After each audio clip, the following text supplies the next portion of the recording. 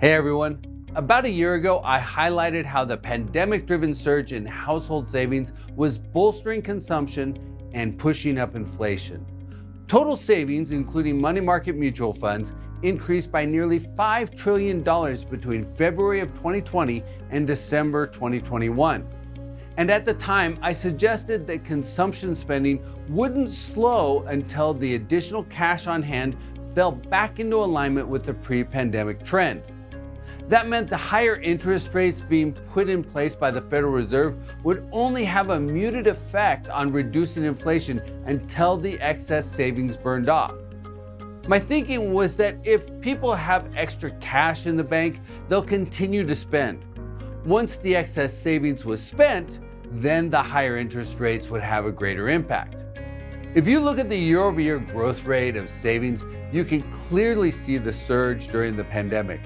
That reflects both the injection of stimulus as well as the fact that people stopped spending money on travel, restaurants, activities, and so on. Then as the economy reopened in 2021, there was a massive spike in retail sales growth while the growth of total savings came back down. Savings actually went negative. The total amount of money in savings and money market accounts began to shrink. And as the amount of money people had in savings went down, retail sales growth flattened. And we're now seeing the rate of inflation come down as well. We're approaching a tipping point. Total savings, including money market mutual funds, is back down to about $23.1 trillion.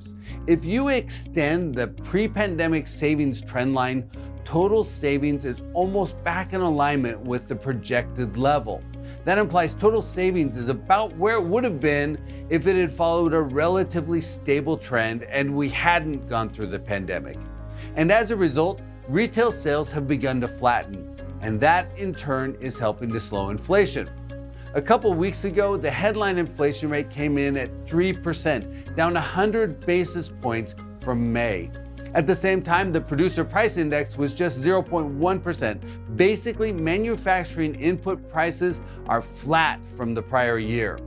I suspect this trend will hold in the coming months, even if the Fed stops raising rates after its July meeting.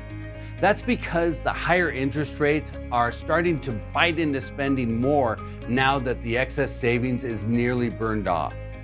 In last week's video, I likened the Fed's action to steering a giant cargo ship.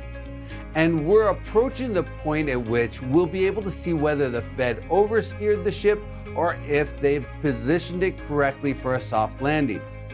We should get a lot of that data before the Fed's next meeting in September. From a commercial real estate perspective, the burn-off of savings and the slackening pace of retail sales growth has begun to reduce demand for retail space. Space absorption in the first half of 2023, while positive, is estimated to be about 1/3 of what it was last year. Industrial space demand is following a similar trend, also around 1/3 of what it was last year. If the US skirts a recession and simply goes into a period of slow growth, as many economists currently forecast, absorption for both property types should remain modestly positive as we navigate the soft patch. Hotels likely face a similar outlook.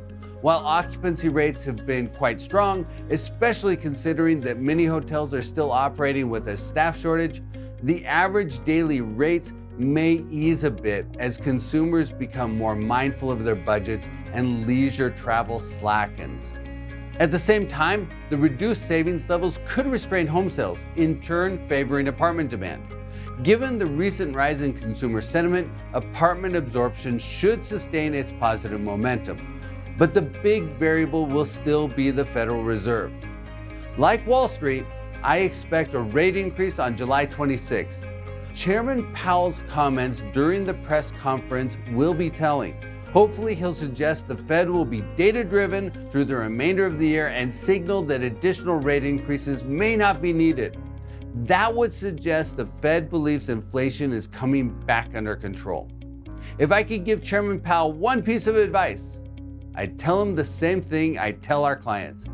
Keep your eyes on the horizon.